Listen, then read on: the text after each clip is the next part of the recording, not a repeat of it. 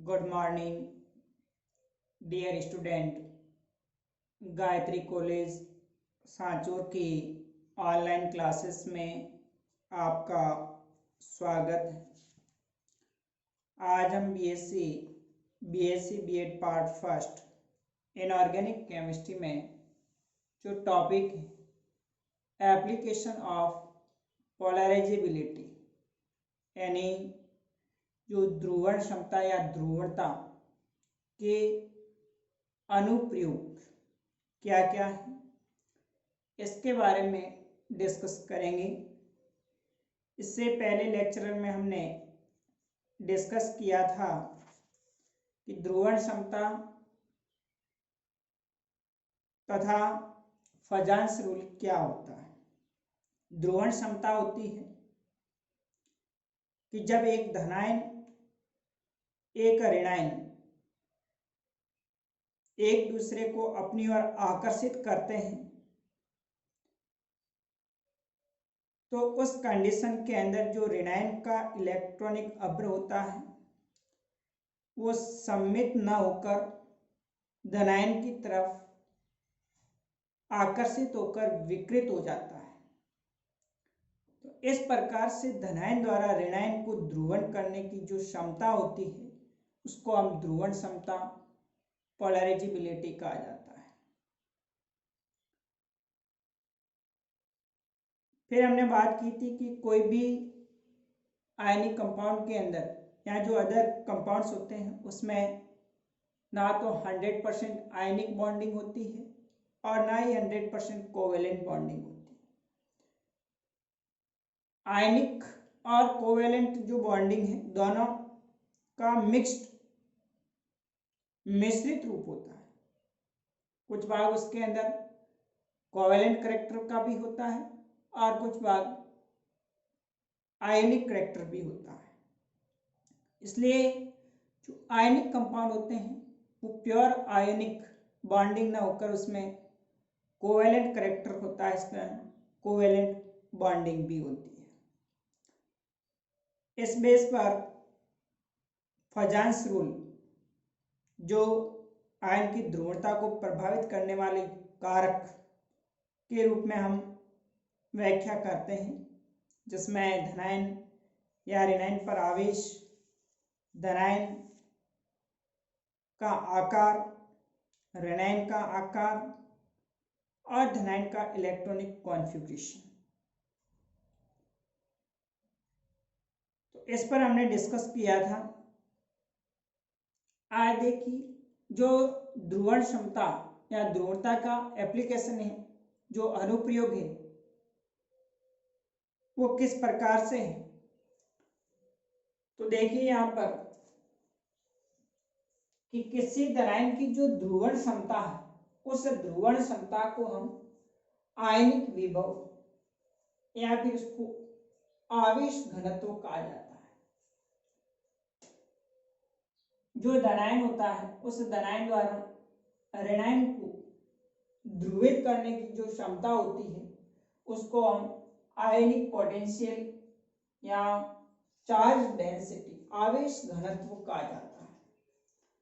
Ionic potential equal to होता है charge on cation.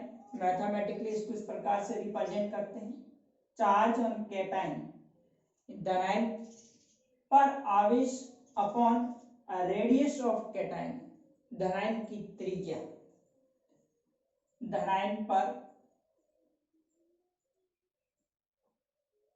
आवेश अपॉन धनायन की त्रिज्या। That means charge on cation increases, यानी धनायन पर आवेश बढ़ता है तो आयनिक विभव का मान भी बढ़ता है, यानी उसकी ध्रुवण क्षमता बढ़ती है। और धनायन की त्रिज्या कैटायन उसकी जो रेडियस अगर डिक्रीज होती है, कम होती है, तो आयनिक विभव बढ़ेगा। दैट मीन्स ध्रुवण क्षमता क्या होगी, बढ़ती है। तो इस बेस पर जो ध्रुवणता का अनुप्रयोग है, जो इसकी एप्लीकेशन है वो किस प्रकार से देखिए। उसमें फर्स्ट, आयनिक यौगिकों में सह संयोजक कोवेलेंट करैक्टर इन आयनिक कंपाउंड, यानी किसी भी धनायन के लिए आयनिक विभव का मान, कोई भी कैटायन है उसका आयनिक पोटेंशियल, यहाँ पे चार्ज डेंसिटी इंक्रीज होती है तो उसके ऋणायन के इलेक्ट्रॉन अवरोध को ध्रुवित करने की क्षमता भी बढ़ती जाएगी। वो धनायन उतना ही ज्यादा उस ऋणायन के इलेक्ट्रॉन अवरोध को अपनी ओर आकर्षित करता है, जिससे आयनिक यौगिक की सहसंयोजक गुणों में वृद्धि होती है।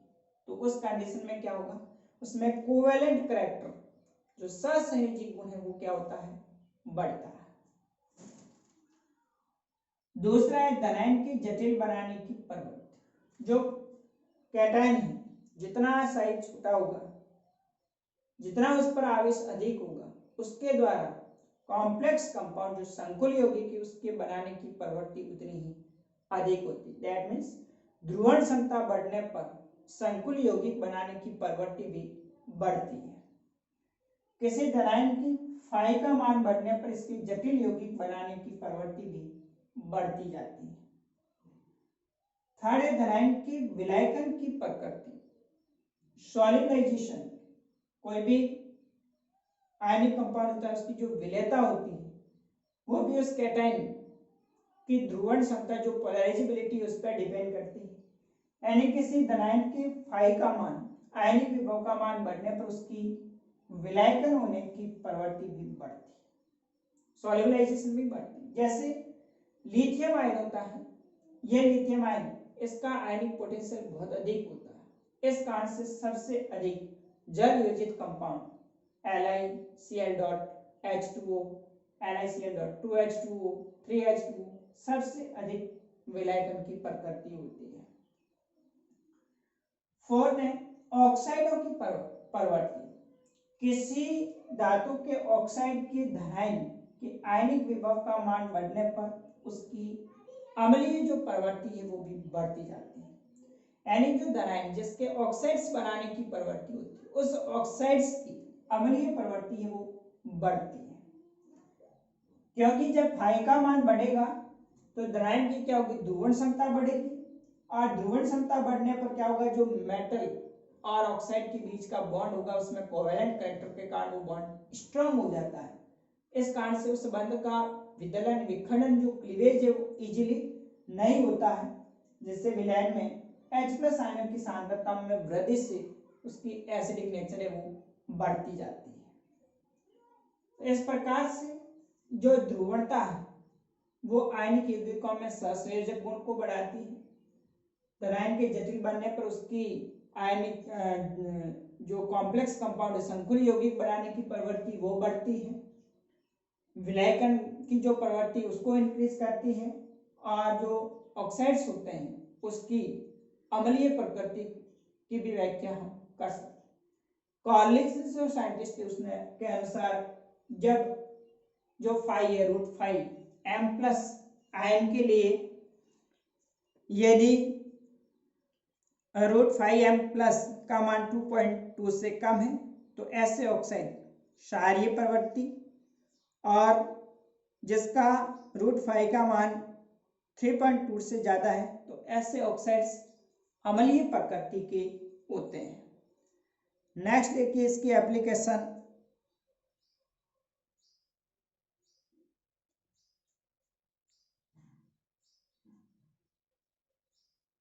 जिसमें कार्बोनेटों का उसमें स्थायित्व, लवणों की विलेयता और विकर्ण संबंध भी पोलराइजेबिलिटी के कारण होता है।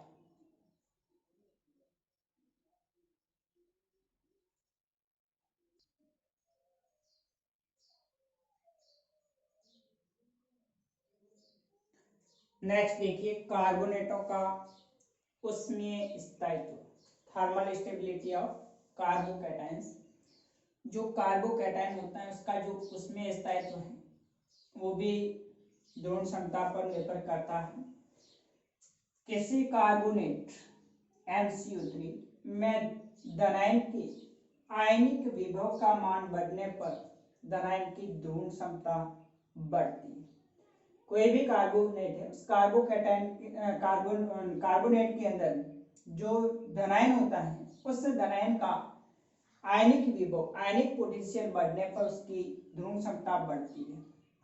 इस प्रकार से धनायन के आयनिक विभव 5Mn+ का मान बढ़ने पर जो कार्बोनेट आयन है CO3 2- के ऑक्सीजन परमाणु के इलेक्ट्रॉन अवरोध को प्रबलता से आकर्षित करता है, जिससे धातु कार्बोनेट वियोजित होकर CO2 तथा धातु ऑक्साइड बनाते हैं। क्या होता है कि जो कार्बोनेट्स होता है, उस कार्बोनेट के अंदर ऑक्सीजन परमाणु है जिस पर -2 आवश्यक, तो इसका जो इलेक्ट्रॉन अपव्रय है वो उस धनायन द्वारा ज्यादा अपनी ओर आकर्षित होता है, जिससे वो कार्बोनेट वियोजित होकर के कार्बन डाइऑक्साइड और मेटल ऑक्साइड बनाता है। इस प्रकार फाई का मान बढ़ने पर जो कार्बोनेट है उसका उसमें स्थायित्व होता है वो क्या हो जाता है, डिक्रीज हो जाता है, घट जाता है। यहाँ पर देखिए alkali earth metal, beryllium carbonate, magnesium carbonate, calcium carbonate, स्ट्रांशियम carbonate और बेरियम कार्बोनेट। सबसे ज्यादा जो थर्मल स्टेबिलिटी होती है वो बेरियम कार्बोनेट की और सबसे कम बेरिलियम कार्बोनेट की होती है। नेक्स्ट है लवणों की विलेयता। देखिए एग्जाम में जो सवाल पूछा जाएगा इसकी एप्लीकेशन से जो ए पार्ट में छोटा क्वेश्चन पूछा जाता है कि निम्न कार्बोनेटों की उसमें स्थायित्व का क्रम लिखिए। तो इस प्रकार से आपको थर्मल स्टेबिलिटी का जो ऑर्डर होता है उसमें अरेंज करना होता है। छठा लवणों की विलेयता। कोई भी सॉल्ट से उसकी जो सॉल्युबिलिटी है वो भी ध्रुवण क्षमता पर डिपेंड करती है, आयनिक पोटेंशियल पर। आयनिक यौगिक, कोई भी आयनिक यौगिक है, किसी भी यौगिक की ध्रुवण बढ़ने पर या ध्रुवता बढ़ने पर उसकी विलेयता घटती जाती है। जैसे जैसे पोलराइजिंग पावर, पोलैरिटी बढ़ती जाएगी, सॉल्युबिलिटी घटती जाएगी। जैसे धातु सल्फाइड व ऑक्साइड में एक मेटल के साथ सल्फाइड जुड़ा हुआ है, दूसरे के साथ में ऑक्साइड आयन जुड़ा हुआ है। जिसके साथ सल्फाइड आयन जुड़ा हुआ उस धातु आयन द्वारा ऑक्साइड आयन की अपेक्षा अधिक ध्रुवित होता है। ऑक्सीजन के बाद में सल्फर आते हैं -2 आवेश, साइज बड़ा है ऋणायन से, तो उस धनायन द्वारा सल्फाइड आयन जो ऋणायन है उसके इलेक्ट्रॉन अवरोध को ज्यादा अपनी ओर आकर्षित करेगा। तो सबसे ज्यादा ध्रुवित O2- और H2- की तुलना में H2- होगा, वो ज्यादा ध्रुवित होता है, क्योंकि H2- ऋणायन का आकार O2 की अपेक्षा क्या होता है, बड़ा होता है। विकर्ण संबंध, डायगोनल रिलेशन। बेरिलियम 2+ के फाई का मान 6.4 है। इसके विकर्ण पर उपस्थित एल्यूमिनियम, आपने पढ़ा होगा जो विकर्ण संबंध होता है, beryllium, boron, carbon, nitrogen, oxygen, magnesium, aluminium, silicon, phosphorus, sulphur. तो बेरिलियम का एल्यूमिनियम के साथ, बोरॉन का सिलिकॉन के साथ जो रिलेशन होता है जिसको हम डायगोनल विकर्ण संबंध कहा जाता है।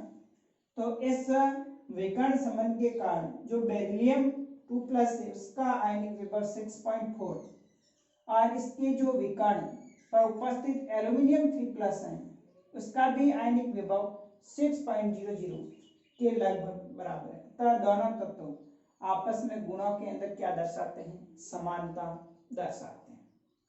तो ये थी एप्लीकेशन ऑफ पोलराइजेबिलिटी यानी ध्रुवण क्षमता का जो अनुप्रयोग है, किस प्रकार से अलग अलग कार्बोनेटों का उसमें स्थायित्व में लवणों की विलेयता, विकर्ण संबंध और ऑक्साइडों की प्रवृत्ति विलायकन की प्रवृत्ति, जटिल योग बनाने की प्रवृत्ति और सहसंयोजक गुण दर्शाने की प्रवृत्ति होती है।